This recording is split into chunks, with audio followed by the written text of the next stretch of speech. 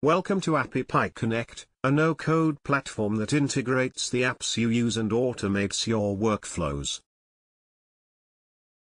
In this video we will integrate Google Sheets with Smartsheet to automate workflows between the two apps. We will choose a trigger from Google Sheets and then an action from Smartsheet. Please watch the video till the end. Start by selecting Google Sheets as your trigger app.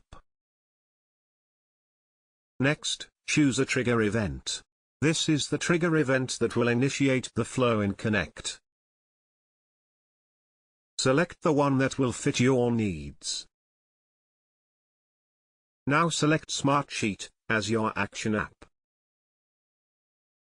Next, choose an action event. This is the event that will initiate the flow in Connect.